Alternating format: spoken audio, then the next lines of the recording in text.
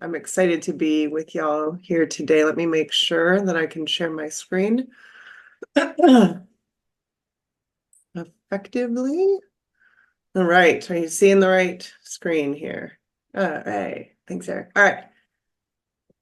Okay, so the one of the reasons that we as the SOVA crew, so Jennifer and Bruce are here as well, and I invite you to dive in wherever you would like in the chat or elsewhere. But I wanted to just say that as the SOVA team engages with you in the coaching process, we know that we're kind of balancing a couple of things. One is meeting you where you are in your work. One is helping you think very specifically about this design lab process as one that is aimed at producing a high quality grant proposal, right? Helping to facilitate a process through which you're allowed and able and supported to do that. But we also know that from the work that all of us are doing all over the country on large scale student success work, that there's just a lot more to this than any given grant focus, right, can sort of lock us into. So we want you to think about the grant opportunity and to think about all of the opportunities with respect to funds in Michigan, but we also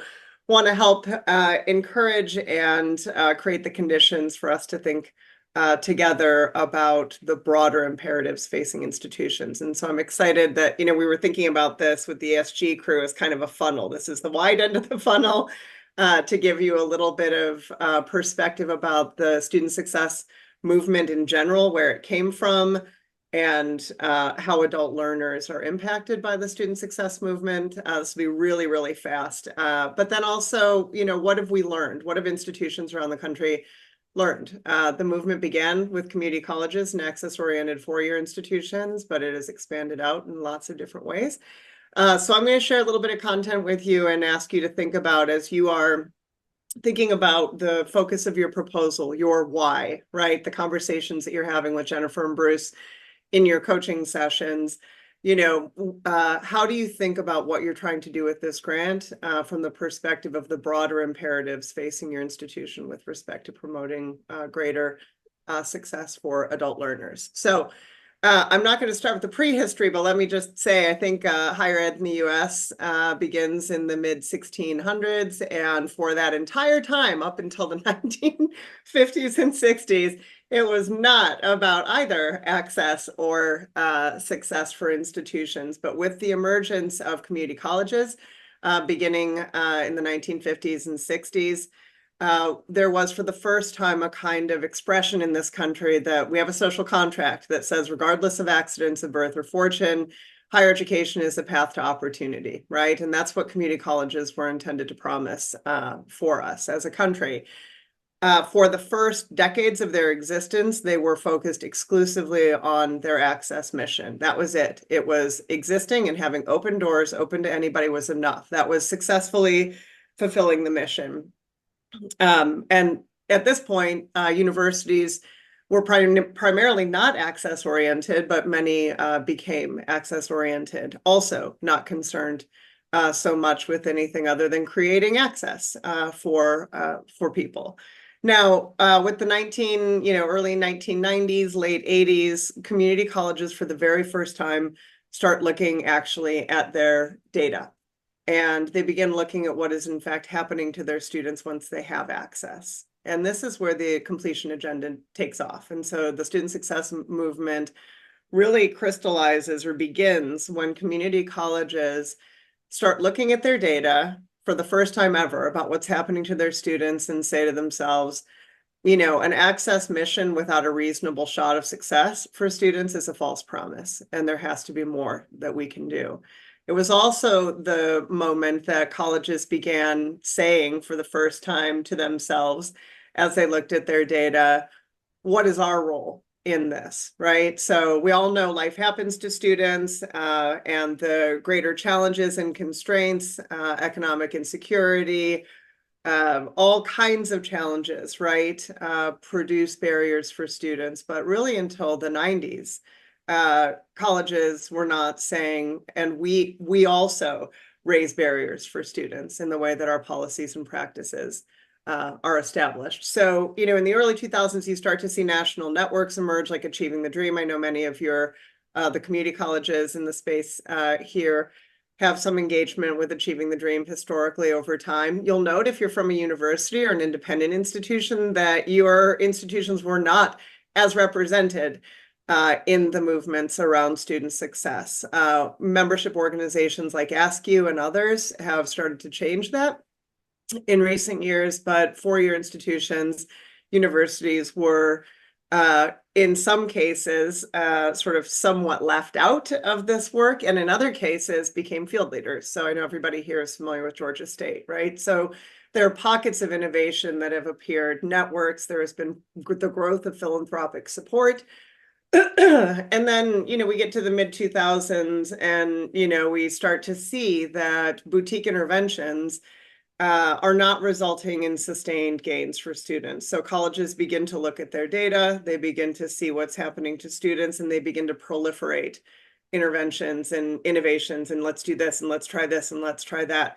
The spaghetti at the wall approach to student success. And after about a decade of that, it becomes clear that that kind of approach to student success by itself is insufficient. And so it's never been a better time to be involved in large-scale student success work, because we now have a couple of decades of really strong work and effort underway in lots of different pockets across the country, and at a growing scale for community colleges and access-oriented universities. But back in the sort of the beginning pieces of this, so again, not very long ago, we're talking within the last 10, 15 years, we begin to see, through a combination of researcher activity and institutional activity, the emergence of what is called the loss and momentum framework. And it shows up in lots of different places and ways.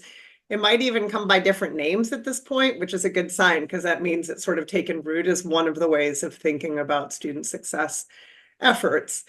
And so this was a framework that was developed through the Completion by Design initiative to help colleges identify where students meet their greatest obstacles to persistence and completion. Again, this was for all community college students, but always community college students had large numbers of adults, right? So at this point, I'm talking just generally about community college students in general and access-oriented university students. And so the framework was designed to assist in identifying interactions between an institution and its students that either propel momentum points, that either help students persist, or that impede students' progression, where large numbers of students fall off, right? And so, as Bruce and Jennifer in the conversations with you are asking questions like, what do you know about what's happening to your adult students? What do you know about how they're faring? What do you know about the places at which they are meeting barriers? Those are the kinds of fundamental questions that are, sort of the grounding of this perspective. It's important to also note that, this was the first time ever that colleges and universities began looking at themselves through the lens of a student's journey, through student experience. Up until that point, and we are very much saturated in this as institutions, you look at things, we all look at things from where we sit, from inside our systems, from inside our expertise, from inside our areas, right? This was the first attempt to really look at what's happening, at institutions from the student lens. The loss of momentum framework was pretty quickly evolved, because it turns out that completion of credentials isn't actually the goal. The goal is socioeconomic mobility through higher education, right? And so if you think about 1.0, student success work was access, creating access for all. 2.0 was from access to completion of credentials, the completion agenda. And now we are squarely in the sort of 3.0 phase here, which is completion of credentials isn't enough. Completion of credentials of value, labor market advancement, and socioeconomic mobility are what we're aiming at. So the loss of momentum framework has been evolved over time by researchers and practitioners to really speak to this broader perspective of what we mean when we're talking about achieving greater student success. Again, the thing that's really helpful about this, in addition to it being very straightforward and beautifully student focused, right, that it is about the student's journey and experience, is that it gives you a point of entry for looking at different kinds of interventions and activities and initiatives and efforts, places that you can place your attention if you know more about where your students, where your adult learners are facing their greatest challenges. And so we adapted, and thanks, shout out to Bruce on this. We adapted, this was adapted from a kind of theory of change slide that was created by the researchers at Columbia Teachers College, Community College Research Center about the kinds of student behavior metrics, student experience stages, and the redesigned institutional practices and policies that support student success, that support momentum and mitigate against loss points in the loss of momentum framework. And so you can see here that there are discrete things, right? Within connection, you can see how the different pieces connect. There's program organization and information, there's student onboarding, there's ongoing support, and there's program-specific teaching and learning. You can see how these pieces show up across the student's learning journey, and you can begin to think about what some of these, some of the practices and policies are that particularly impact adult students. So we slightly modified these to speak to specifically adult students, but this speaks to all learners, in fact, and there is a broader version of this out in the world that you can go check out. I think the other thing to say on this piece before digging in a little bit more on the evolution of the movement and how we think about the development of guided pathways initially as a framework and a movement is that, you know, the idea that a collection of individual boutique practices that touch a few students isn't enough was one of the, you know, I mentioned this as something that appeared about a decade after institutions started looking at their data and trying to innovate on behalf of better outcomes. The relevance of the loss of momentum framework here is that all of these pieces actually matter. Now, this doesn't mean that you do all of these things simultaneously and you pursue them all at once, but it means that when you're thinking about what you're trying to produce or achieve in terms of better outcomes for your learners, for your adult learners, these are all pieces of the puzzle. And so there may be areas, and, you know, if we think back to the ESG self-assessment that you all took, you can, you know, you had the opportunity to talk about some of the things that you're doing, right? We've done some of this and we're doing some of this, right? But how do those pieces fit together, and where are the gaps and opportunities based on what you know about who your adult learners are, or who you want them to be, right? If it's about attracting and serving more students in your region not currently served by your institutions.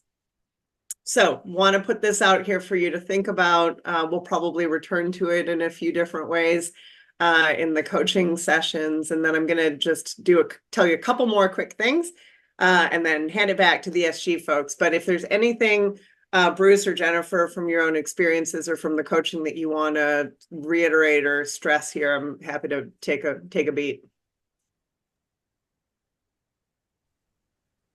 The only thing I'd say, thanks, Allison, is really, I mean, to think about, I think you made a great point about looking at discrete practices and see how they fit within a larger systemic framework and how they drive specific outcomes, right? So thinking about that equation between what's our current state, what's the solution we want to implement to improve that state, and then what are the metrics that demonstrate whether or not we're successful at that intervention or strategy is successful. Great, thanks. All right. Okay, so again, CCRC, those of you at community colleges are probably familiar with the Redesigning America's Community Colleges book, which was the sort of statement, the crystallizing statement around the guided pathways movement initially, and the Community College Research Center at Columbia University Teachers College has been the sort of leading or a leading research engine in this space. And so one of the things that we do is watch as their work evolves. They're now studying 400 institutions that are doing this work. They're engaged in this movement in virtually every state in the country, and they're continuing to publish learnings along the way. Here's what we're learning.